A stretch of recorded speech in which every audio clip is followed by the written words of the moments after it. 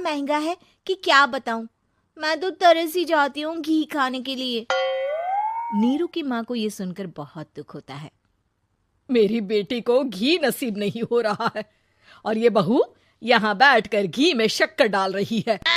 देख वनिता, मैं साफ कह रही हूँ, इस घर में जितना घी आएगा उतना ही मेरी बेटी के घर दिल्ली भी जाएगा।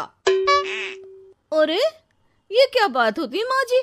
बेटी का उतना ही करो जो अच्छा लगे। अब क्या मायके से घी और मक्खन तक की सप्लाई करोगी आप? हाँ, मेरी बेटी किसी चीज को तरसे मुझसे बर्दाश्त नहीं होता। अब क्या था, नीरू के मायके में 2 किलो घी आता तो 2 किलो दिल्ली जाता नीरू के पास। एक दिन, माँ बड़ी गर्मी पड़ती है दिल्ली में। इस घर में तो एक ही एसी है और वो भी ड्राइंग रूम में। सारा परिवार एक ही कमरे में सोता है। हाँ बेटा, वो तो हर घर की कहानी है। यहाँ भी एक ही एसी है। अरे बिल इतना आता है कि क्या बोलूं। तभी वहां राकेश आ जाता है। माँ थोड़ी देर में यहाँ कुछ प्लम्बर आएंगे मेरे कमरे में एसी लगाने, जरा ध्यान से लगवा देना ना माँ। ओए, ऐसे कैसे तेरे कमरे में एसी लगेगा?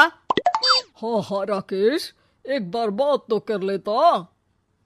अरे पापा, वो वनिता को गर्मी में नींद नहीं आती।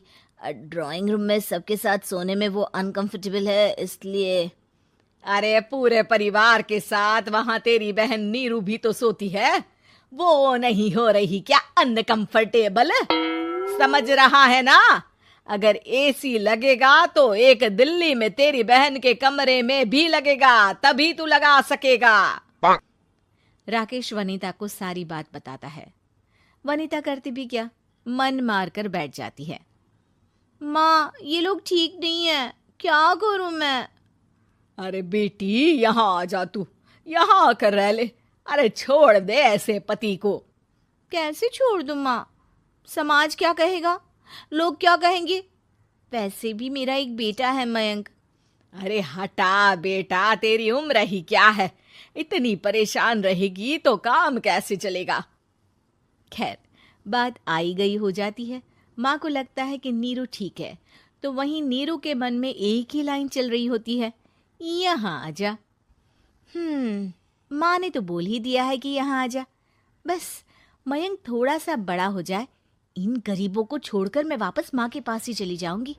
वो इसी सोच में बाजार में चल रही थी कि मैम, आपका दुपट्टा जमीन को छू रहा है। नीरू जैसे ही उस लड़के की तरफ देखती है, देखती ही रह जाती है। हाय रे, कितना सुंदर लड़का है ये। अब क्या हुआ? मैंने कहा आपका दुपट्टा। तो खुद ही उठाकर दे दो ना। लड़का समझ जाता है कि नीरू उस पर फिदा हो चुकी है। वो उससे उसका नंबर लेकर चला जाता है। अब क्या था, नीरू और रोहित में लगातार बातें होने लगती है। मैं हरियाणा का रहने वाला हूँ, यहाँ एक बड़ी कंपनी का मैनेजर हूँ। अच्छा, और कितने बच्चे हैं तुम्हारे? बच्चे? अरे मेरी तो शादी भी नहीं हुई है। तुम बताओ, शादी करोगी? नीरू शर्मा जाती है। अब लेकिन मैं तो पहले से ही शादीशुदा हूँ। मुझे फर्क नहीं पड़ता, बस तुम शादी कर लो, भाग चलते हैं। बहुत पैसे वाला हूं मैं, हमेशा खुश रखूंगा तुम्हें। नीरू रोहित से मिलकर सारा प्लान बना लेती है और फिर एक दिन घर से भाग जाती है। दोनों शादी कर लेते हैं। शादी के बाद, क्या बात है नीरू, तुम्हें परेशान सा देखता हूँ, सब ठीक तो है ना? हाँ हाँ, सब ठीक है।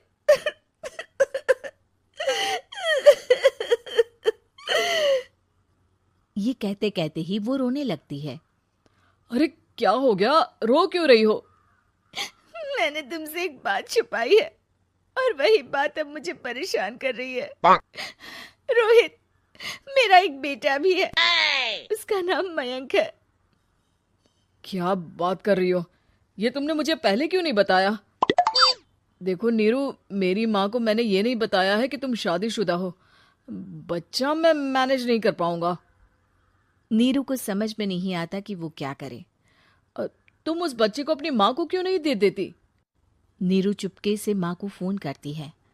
माँ, क्या मयंक को तुम रख सकती हो? बेटा, मैं राकेश के साथ बात करती हूँ। आखिर घर का बेटा वही है, जो वो बोलेगा। वैसे भी बेटा, तूने जो किया है ना, उसके बाद से पूरा घर तेरी बुराई कर रहा है। मैं भी अब किसी से तेरे लिए लड़ नहीं सकती।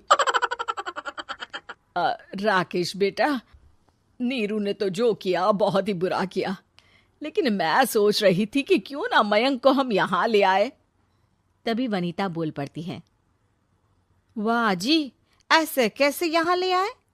यहाँ क्या भंडारा भरा है?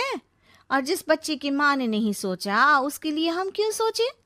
नीरू को एक बार तो अपने बच्चे के बारे में सोचना चाहिए था ना। अरे लेकिन तेरे पास भी तो लड़का नहीं है ना वनीता।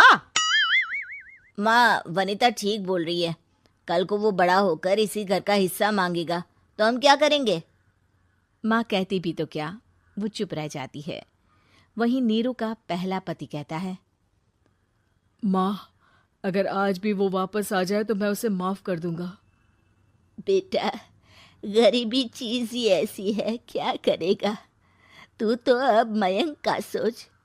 वो बेचारा तो बिना माँ का हो गया। मयंक के खातिर तू दूसरी शादी कर ले बेटा। लोगों के लाख समझाने के बाद नीरू के पहले पति की शादी रिद्धि से हो जाती है, जिसके पहले पति से 2 बच्चे होते हैं। देखो जी, मैंने शादी सिर्फ बच्चे के खातिर की है। मैंने भी शादी सिर्फ बच्चों के खातिर की है। वहीं नीरू के दूसरे पति के मन में ये बात घर कर जाती है कि नीरू एक मासूम बच्चे को उसके खातिर छोड़ कर आई है। अब देखो नीरू, मुझे लगता है कि जो औरत अपनी कोख का बच्चा छोड़ सकती है, वो तो कुछ भी कर सकती है। कल को तुम्हें मुझसे अच्छा कोई मिल गया तो तुम तो मुझे भी बाय बाय कर दोगी ना। नीरू को अब उसका दूसरा पति ताने देना शुरू कर देता है। तंग आकर नीरू उसके यहाँ से भागकर अपने पहले पति के पास चली जाती है, लेकिन ससुराल में क्या लेने आई है नीरू, मयंक को? नहीं नहीं सासू माँ, मुझसे गलती हो गई, मुझे माफ कर दीजिए। नीरू, अब वक्त खत्म हो गया है, मेरी शादी हो चुकी है। तो छोड़ दो ना उसे, हमारा बच्चा है।